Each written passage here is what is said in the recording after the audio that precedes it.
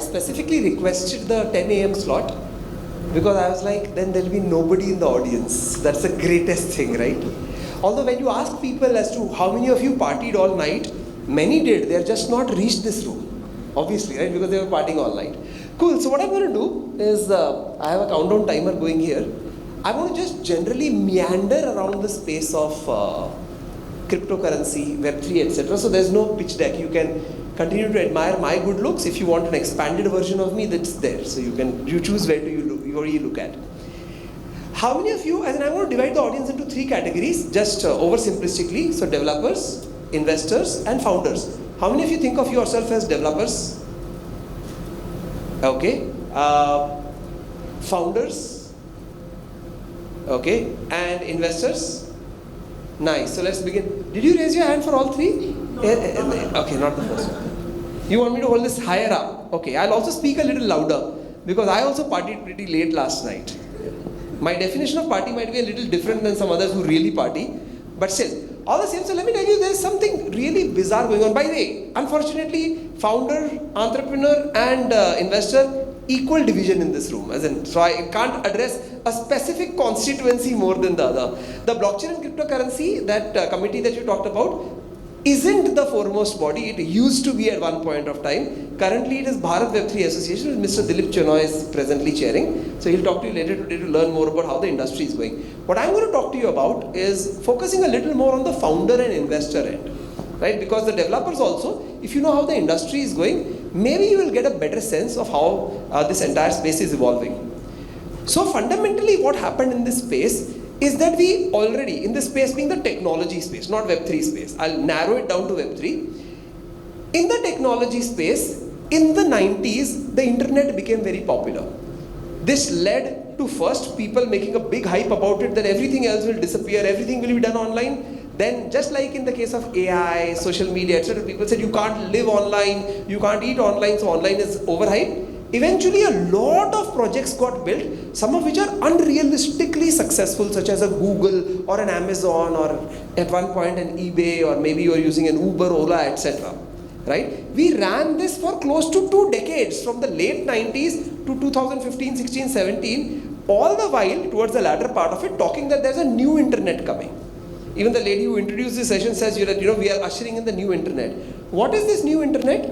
An internet where when you click a button, let us say on a MetaMask wallet, you have to wait so long that even in the 90s, with a 2400 kbps modem, you would get a transaction done faster. Today, 25 years later, when you click, you wait and you're charged a bomb because there is gas fee, right? Is this the new internet? What is so great about it? Well, there must be something, right? As in here we are finding time from our schedule and still showing up at this event because something great is happening. So what is this great thing? I believe if I were to do a poll and maybe give you multiple choice, one of the things that might be very popular is decentralization. Okay, so what is the big deal about decentralization? Yeah, sure, Mark Zuckerberg does not get to control the future of the universe, nor does Elon Musk, nor do one or two Jeff Bezos or whoever else. So who gets to control? Let us just understand that you have been fed with, and again, what I'm saying for several of you might be trivial, but that's going to be my entire talk. You have been fed with a lot of slogans. So you should always think about who is feeding those slogans and what is their interest in it. And if you find that their slogans, for example, I may subject you to a lot of slogans in the next 10-15 minutes, right? You have to just find out, is this person doing something self-serving or is there something real about this? For instance, loosely speaking, and several of you understand this, would you say that the Ethereum chain is more decentralized, or is the now BNB chain more decentralized? Shout it out. Is Ethereum more decentralized, or is the Binance chain more decentralized? Okay, so very interestingly, there were 2 or 3 people who shouted out and they all said Ethereum, which is actually the fact. The rest of us either do not know or, more interestingly, do not care. So if the next internet is supposed to be revolutionizing this world with decentralization, why do we not know and not care? The reason is that we have been fed with a lot of slogans, and frankly, when I was introduced, you must have heard that I am founder of Reflexical, and I have, for example, Siddharth of Condola sitting here, Atharva of Ultimate Digits are projects that I work with, and there are several others. The interesting thing is that we are actually, instead of me guiding them with very complex things, I actually focus on extraordinarily ordinary things and say, are we passing the common sense test? Do you understand what I'm talking about? The fact is, I do believe that a decentralized internet, assuming it works, is definitely a far superior model.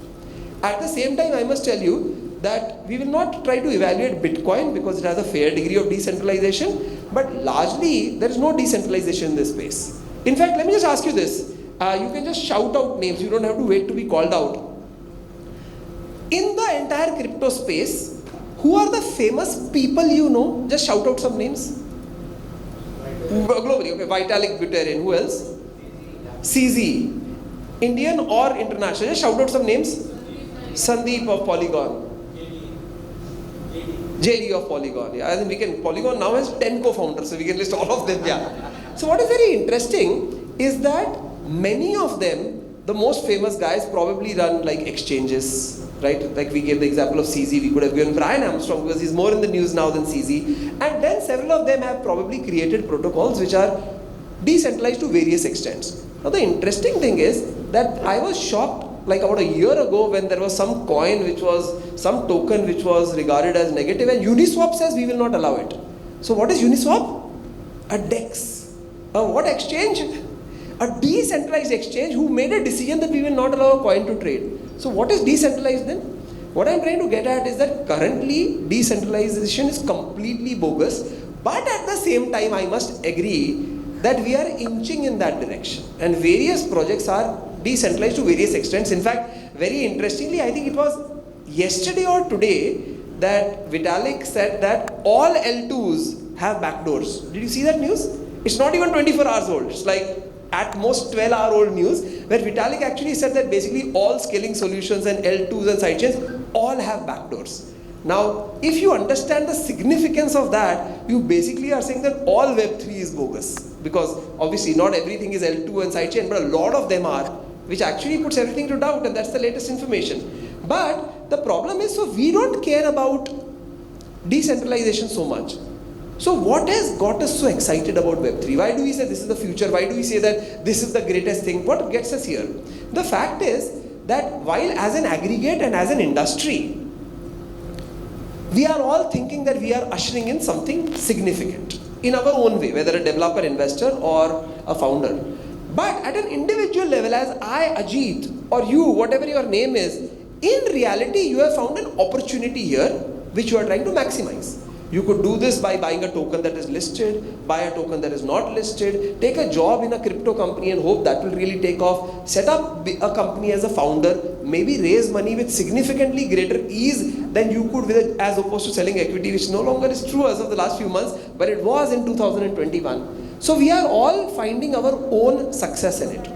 Now this is where the bogus point or the lies number 2 comes in. Yesterday, I was part of an event on stage, and I also saw several events. And what I find is that as soon as a person moves from the bright side to the dark side, though in light terms it is the other way around, what tends to happen is that they feel like saying some things. For example, they'll say, don't be greedy. I'm sure. How does that work for an investor? As in, what is the logic? That you will invest money, don't expect a return. Is that what you're telling the investor? Are you telling a founder that build an organization but don't make it financially successful? The fact is that all economic systems, whether it is the traditional industry, the startup industry or the crypto industry, has been about people wanted to create positive economics for themselves and their stakeholders, and this is completely okay.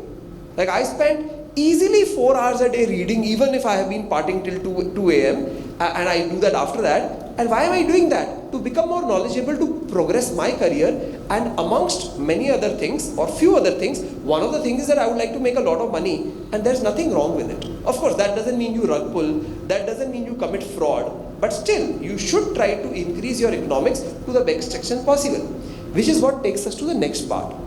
So I have been in the startup space. The more traditional startup space. It's amazing using the word traditional and startup in the same sentence.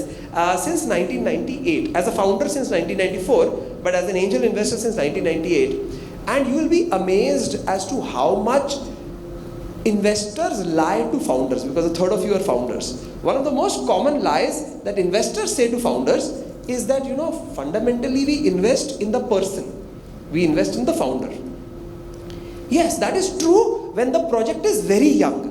And you know why that is true? Because there is nothing else to evaluate. As in, what are you going to evaluate? Somebody has come to you with a pitch deck and has not done much, and you're looking at a pre-seed investment. So when they're saying they evaluate the entrepreneur and not the project, that is because there is nothing else to evaluate. But even somebody who actually I like quite a lot, Elon Musk, will come and tell you that he doesn't value college degrees. He will tell you that he will hire somebody in Tesla or SpaceX even if they are a high school dropout. Now what you do is that you go and evaluate the APM program, which stands for what? Associate Product Manager or something, and see who are the people who are getting employed in Tesla. They all have master's degrees from Ivy League programs, and several of them have PhD degrees, and they are taking entry-level positions in a company where the founder says, we don't even care if they don't have a high school diploma. So there's a lot of lies that you are being told. Please don't buy into that lie. Investors, because a third of this audience is investors. What's very interesting is when I asked, okay, how many are founders, how many are developers, and how many are investors, though the number that raised their hand was the same, but the sum total of all of those was about half the people in the audience. So the other half is like a surprise to me, as in, who are these people?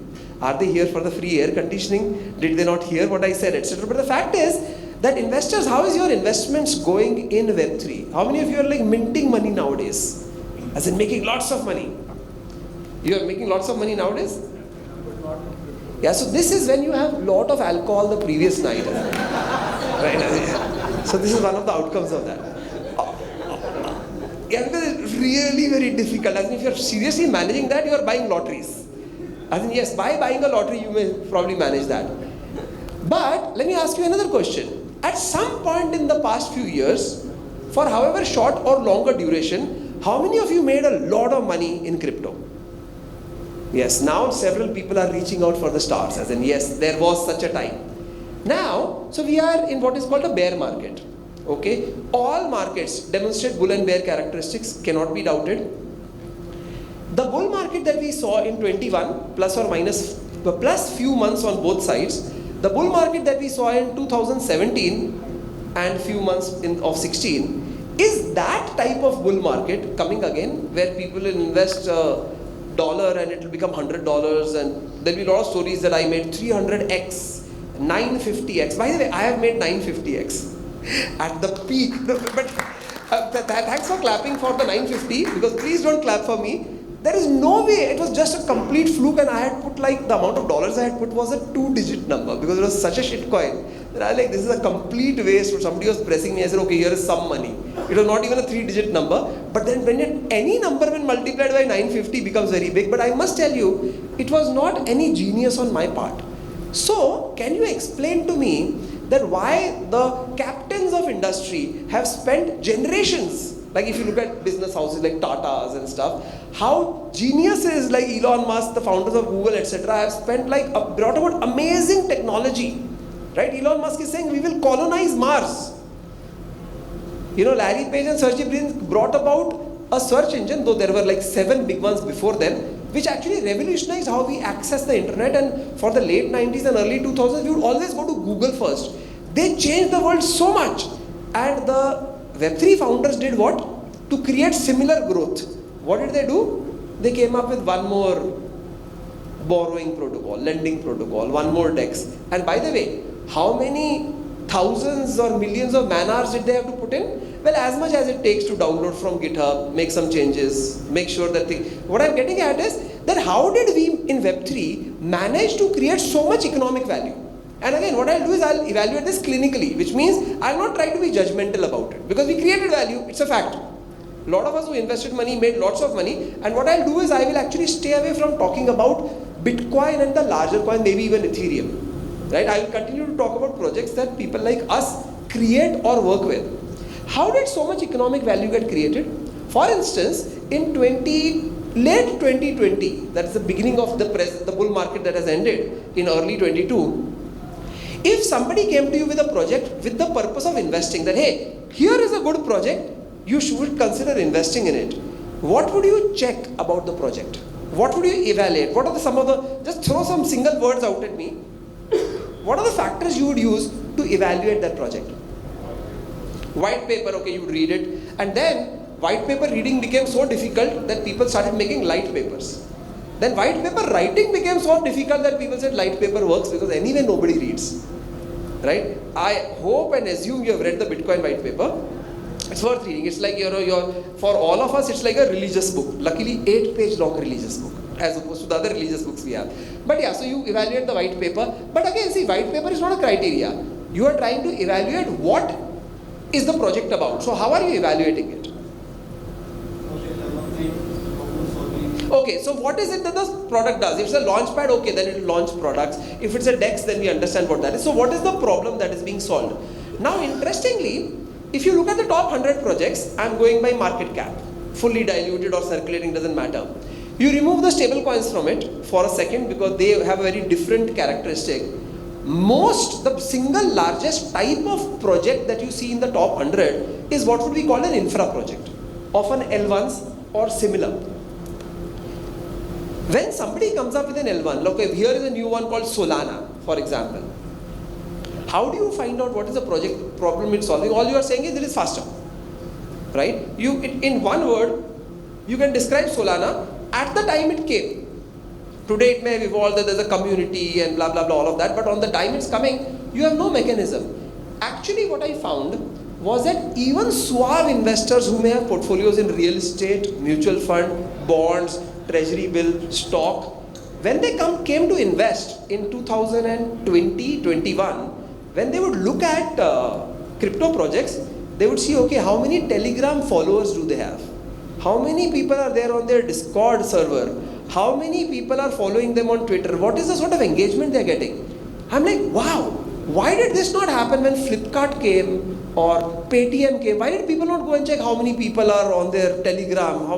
Why was that not the criteria that investors are using? And later, which means there are all the successes, unicorns and stuff have been created. After that, people are evaluating this. It's a fact, you know that. In fact, several of you how many of you provide directly or indirectly marketing services to crypto projects?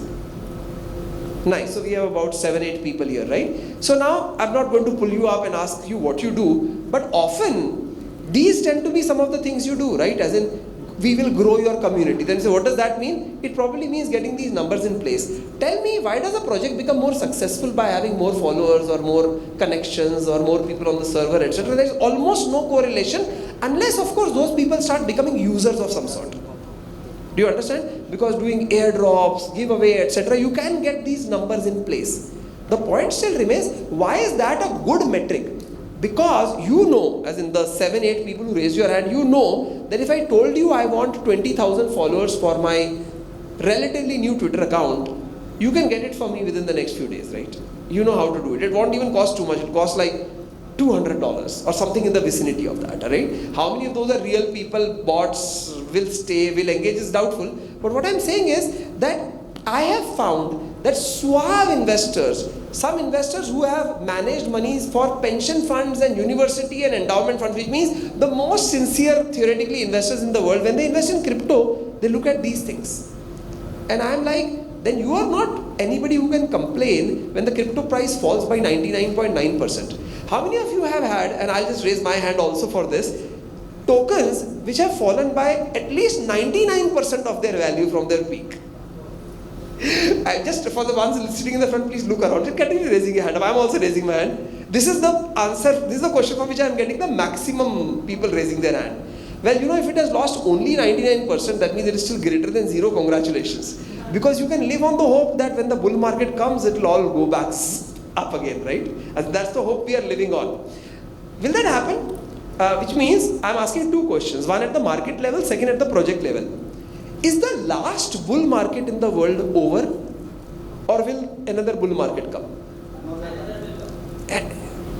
Thank you. As in, people are like, I'm sure another will come. In fact, I have come to this conference because I knew that is going to happen. Yes, you are right. Another always comes. Now, the interesting thing is that coincidentally, though I was born recently, 1970, but I entered into the stock market at a much younger age, much younger than I entered the crypto market. I entered at the age of 12 and a half. As in, not because I'm a genius, it's that my father had very poor eyesight, so I would have to do all his work. My elder brother was too much of a rogue to do it, younger brother was too small, so I was the chosen one. So I accidentally entered the stock market at a very young age, pre-teen, about half a year before I turned out to be a teenager. So effectively, for those of you who know the history of stock market in India, I always pride myself that I've seen all the bull markets in India. Because really, if you started then you've seen all of them, right? In crypto, I have not seen the first one, but after that I have seen all. So I must tell you, I agree that the next bull market will come. Question. I have found that when the next bull market comes in the stock market, for those of you who are also invested in stock, in the Indian context, HDFC Bank, Asian Paints, Nestle, and the usual stock suddenly start skyrocketing, and you can put money in it, and largely you are sure that there will be one odd casualty, but largely the good stock will do well. But in the three bull markets that I have seen, in crypto, all bull markets have been very different. So, if you could try to answer this in a word or a phrase, just shout out and tell me, what is your expectation as to how will the next bull market be different than the previous one? Shout it out. Real world assets. Okay, very interesting. It was not topmost on my mind, but you're right, that's happening. How will the next bull market be different than the previous one?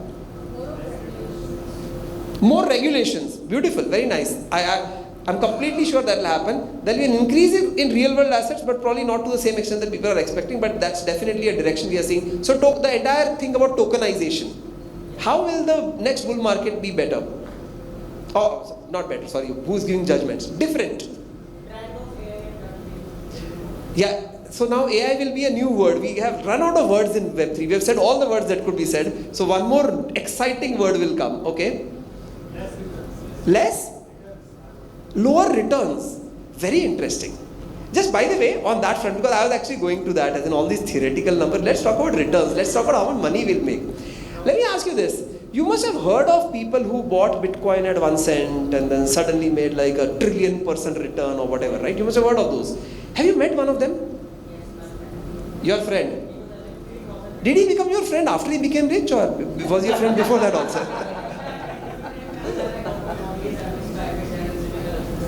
Nice. So very interestingly, just imagine you had really purchased Bitcoin at 1 cent. Or most likely you might even have mined it, because when Bitcoin was at 1 cent, it was extraordinarily difficult to buy it, even if you are willing to pay. If you said, you know what, I'll give you 100% brokerage, I'll give you 2 cents. Right? Even then it was very difficult to get. Right? If you look at, I'll come to Indian exchanges in a moment because I have some experience there.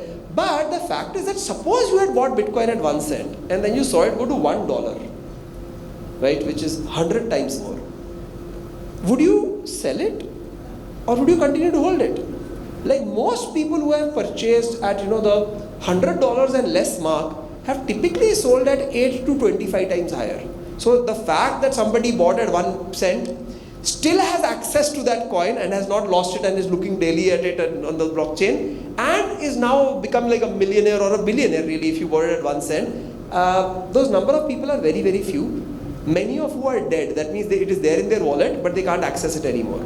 I know a person who actually bought for $8 and is still sitting on 13 of the 100 Bitcoin he had purchased. He lost none of them at $8. He's still sitting on those 13. So I know one such person. And since I know so many people, what I'm trying to tell you is that you'll hear many stories about extraordinary riches in this space. Extraordinary riches. And the fact is that he knows somebody who has bought it for 1 cent. Right? The fact is that there are very few real net stories. That means if I invested in 100 shitcoin, I can tell you 3 which did very well. I told you I made a 950x. But did I make 950x of my wealth? Which means I was a millionaire and I became a billionaire? Not at all. Because I have not told you about all the other coins where I fell by 99% eventually. Right? Also what tends to happen is, when you do well in any pursuit in life, investment being one, you inevitably are giving credit to yourself, your luck, your analytics or your intuition. I knew, देखा बोला था ना ये बढ़ने वाला है, that sort of thing. I knew it. I just had felt it in my bones that this will go up because you're a genius.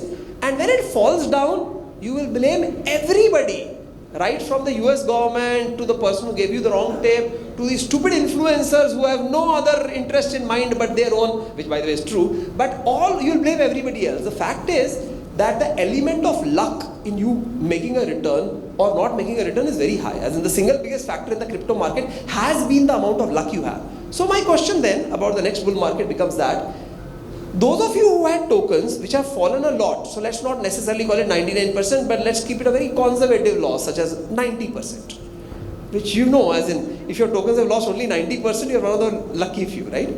In light, at least at the portfolio level, will those tokens become, so if you had a token at $1 which became 10 cents or worse, will it go back to $1? As in, I'm not talking about a specific token, but realistically tell me, what do you think? Will it go back to $1?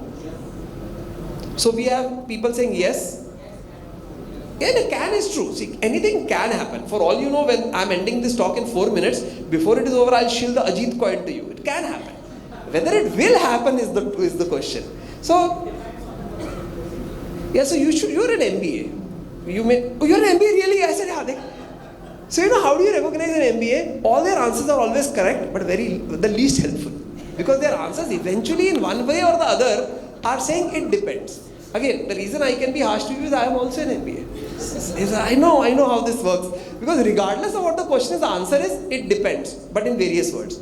So the reality is that most of the projects were built up, and this is a fact, arithmetic fact, because they were micro cap, which means their capitalization was very, very small. So if they could generate some demand, I will not call it shill, hype, fad, those are all judgmental words. But if they could generate some demand, sometimes even by employing market makers themselves, which would be illegal in any market to do, what would happen is that the price would go up. And the price would go up probably because of well-meaning chartists who are looking at a breakout price, it would go up still further. Right? So, because of being micro cap in nature, movements were very sharp. For example, let us say if you bought Bitcoin at, let's say it's $30,000 right now, I didn't check it this morning, but let's say it's $30,000. It can become any price, so I've already given your answer. But realistically in the next bull market, what seems like a not too ambitious and not too optimistic or not too pessimistic forecast of what the price will become, let us assume that the next bull market is coming in the end of 2024, which is not a prediction, but with that assumption, you bought for 30,000, December 24, assuming we are in the next bull market, what will the price become? So let us say 100,000 is a number. Somebody could say it should break 67, 68 of the last one. But for example, would it be like $3 million? It just has to 100x from here. Just simple 100x, which is common, right? So the fact is that nobody will believe that it's likely to happen, right? Although it can. Yeah. It depends whether ETF is allowed or not. Right? And then I kind of have already caught on to your sort of thinking, and I agree with that thinking. It can. As in BlackRock comes up with an ETF, they get like $1 trillion, so they buy up every Bitcoin available in the world. There's no Bitcoin in the market. Yeah, theoretically anything can happen, but realistically, I think that if somebody even said like $300,000, which is 10x, most of us would be very skeptical. Yeah, it can, but we can't be sure. And that seems a little too much. 100,000, yeah, it can go more than that. Like, you get what I'm thinking? But suppose I tell you, here is a new token, right, which is a small cap token. Can this go from $1 to $100? The idea is relatively more believable. Even in the stock market, the extraordinary movements often happen on the smaller basis. The large cap stock will typically not grow to the same extent.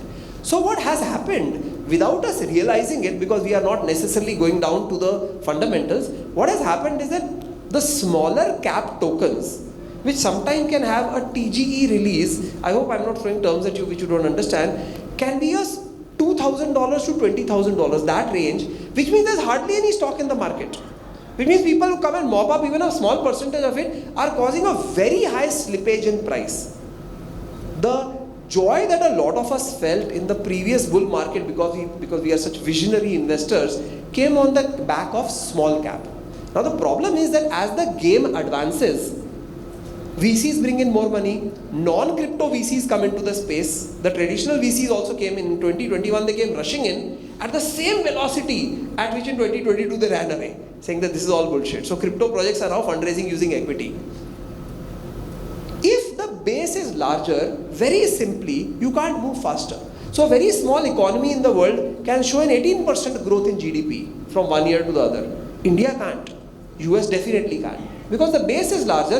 To have that sort of a growth, it would be like the world would have to change.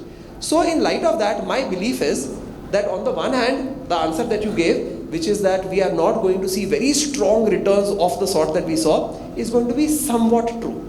But there is another side to it. So I have been in the startup space since a very long time, as an entrepreneur since end 93 or beginning 94, and as an angel investor since January of 98. So this January I celebrated 25 years of angel investing. I'll meet you again when I do 50. It's not too far away.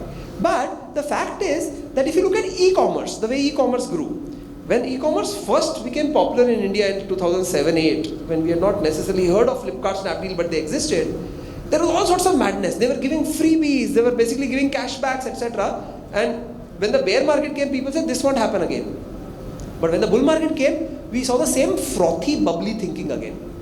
Thereby profitability is moved another few years. Then again bear market came in about September of 14. But when the bull market, April of 14, September of 15 when the bull market came, so it was a very small startup bear market. It was not an economic bear market.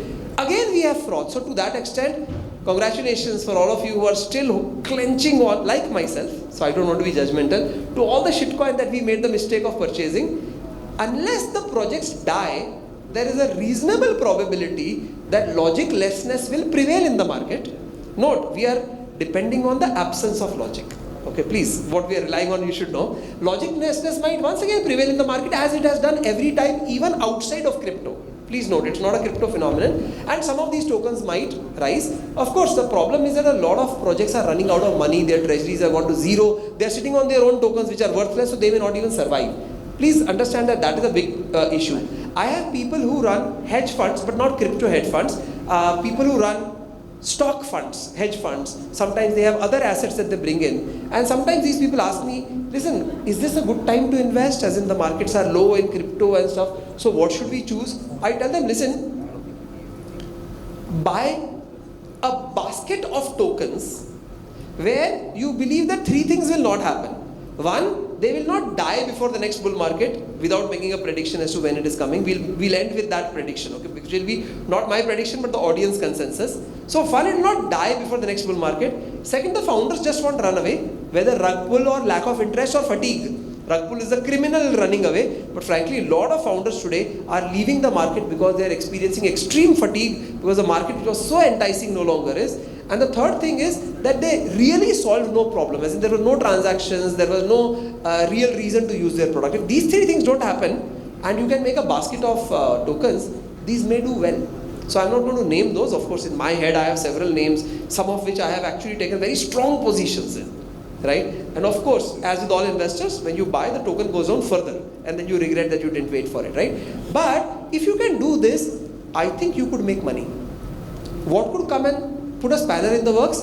Extreme regulatory action, right? And extreme regulatory action stemming from the US. If that happens, we are going to face some pain. There's no doubt about it, right? Because the larger pockets of money will say, like, all of us might still want to support this movement called decentralization, but the largest pockets of money, such as, the biggest VC funds, etc., will not want to invest anymore. So there will be no support to the market. But otherwise, I think the bull market is coming.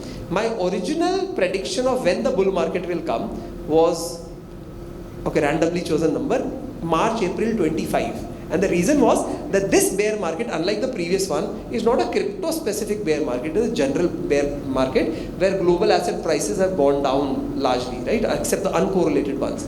In light of that, by the way, I've got a little more optimistic and I've brought my predictions a little much in the front. But what I'll do is I'll get an audience consensus and end this meandering around Web3.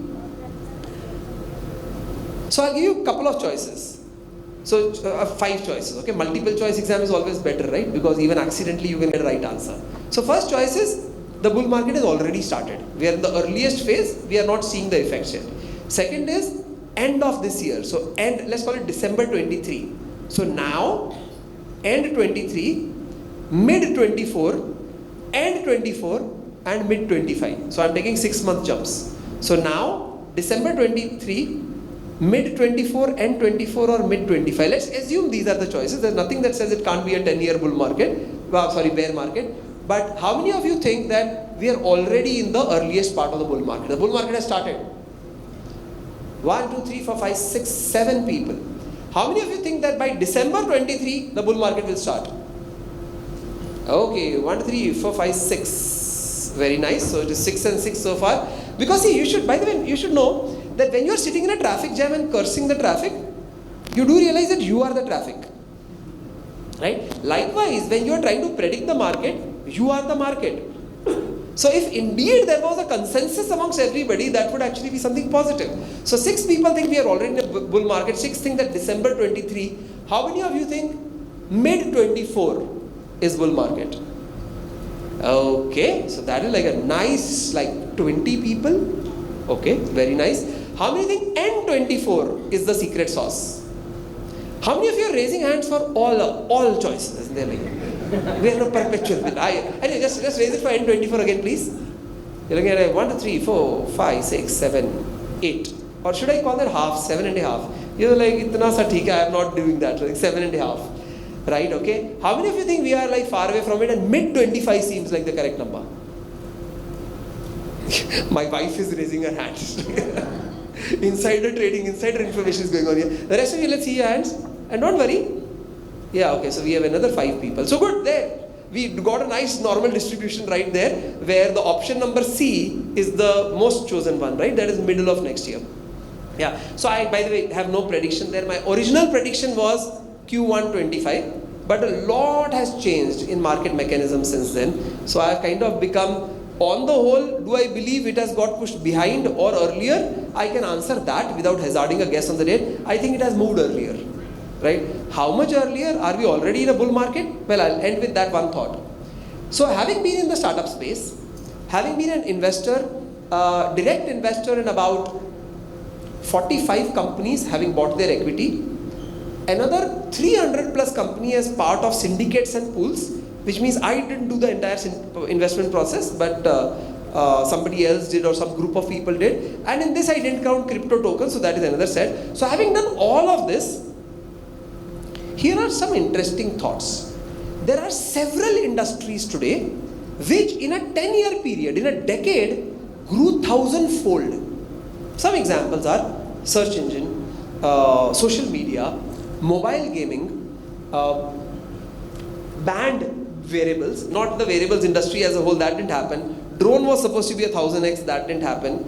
Bunch of these industry grew 1,000-fold. E-commerce, that means you look at the number, the volumes, the profits, the revenues that were 10 years ago, 1,000 times, which means even a crypto, if it gives that sort of a return, as some industries have given, you'd be very happy. 1,000 times in 10 years. So today you put 1 lakh rupees, 10 years later you have 10 crore rupees. There are many industries, I didn't say companies, which have given that return. Right? I believe that the Web3 industry is going to be one of those industries, and this is the dangerous part. I believe that the decade started in 2020, which does not seem like it now, because we're 3 years into this decade and we are worse than we were in 2020, or roughly the same point. Yeah, that's how this market is. But the interesting thing is that when an industry grows 1,000-fold, does that mean go and buy e-commerce stock, you'll become rich? Go and buy social media stock, you'll become rich? Go and buy a crypto token, you'll become rich? Actually, you'll be surprised. The truth is the opposite. In an industry which goes 1,000x, obviously you should understand this is a digital industry. Like an airline industry will not grow 1,000x. A pharma industry, despite COVID, will not go as an industry 1,000x, etc. Right? So in an industry that grows 1,000x, most participants die. It sounds counterintuitive that it's a rising tide, so all boats should rise. Not at all. There's a huge consolidation that takes place. Right? So many search engines which I myself have used in the 90s didn't exist even in the year 2000. If what I said is true about crypto, what that means is that instead of having these 22,000 or whatever is the number that coin market cap presents to us being meaningful investment targets, or even 10% of them, so 2,200, the number might start looking more like a 220, 220 or a 20 or whatever. The sweet spot number, I have no prediction, but we have a very small fraction of the industry, much smaller than 10%. So there won't be 2,000 great projects. That I find very difficult to believe. At any one point of time, there'll be a huge churn. So if indeed we are in a 1000x growth, as I think we already are for the last 3 years, this means that the big might get bigger. And here is the thing, when you talk about the battle of the L1s, is it Ethereum? Why do we need anything else? Is it Solana for those of us who are Solana fans, or is it going to be something like a Stocknet or something like ICP or something which is more fancy and clearly more technologically advanced but with much lesser adoption? I don't know. My prediction is like all of the older religions in the world which say that the Messiah has still to come.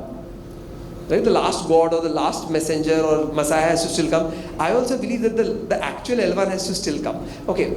We can't talk anything negatively about Bitcoin because Bitcoin is God. So other than Bitcoin, it's always, that's the standard disclaimer, the Messiah, maybe the new L1 has to still come or the current L1 will evolve. Right? As in, instead of us getting comfortable with the fact that all L1s need to have L2s and sidechains, maybe there will be a solution that works better. Maybe the future is unichain. Just like, by the way, the internet is almost a unichain internet, right? As in, you don't have so many types of internets where you need to bridge. Though technically, depending on how you're viewing the layers of the network, you may disagree with me. But this is my belief. I think the 1000x growth is happening. People who find the best projects will grow greater than 1000x. Because 1000x is the weighted average of this industry.